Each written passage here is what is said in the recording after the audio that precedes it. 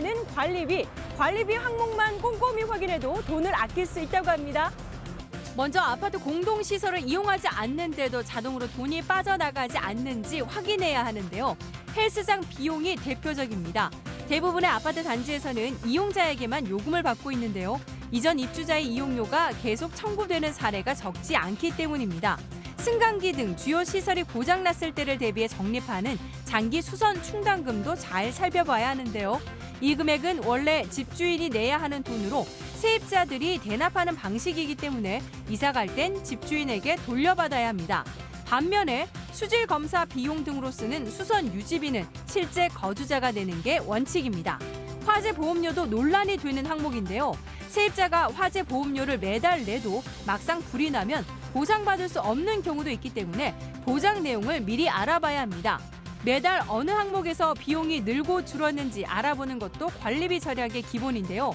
관리비 증감 내용은 물론 차곡차곡 쌓인 포인트로 관리비를 납부할 수 있는 사이트도 있고요.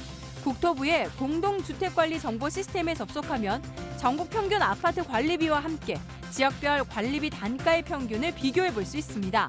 또 아파트 단지의 공사와 용역이 적정한지 등을 입주민이 판단하기 어려울 경우 중앙공동주택관리지원센터에서 상담받을 수 있다고 하네요.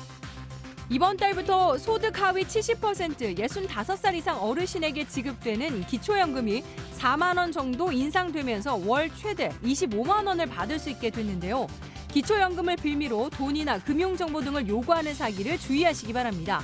연금 신청비나 접수비를 요구하거나 기초연금 서류에 필요하다면서 계좌 비밀번호를 불러달라고 한다면 사기일 확률이 높으니까 주의하셔야 합니다.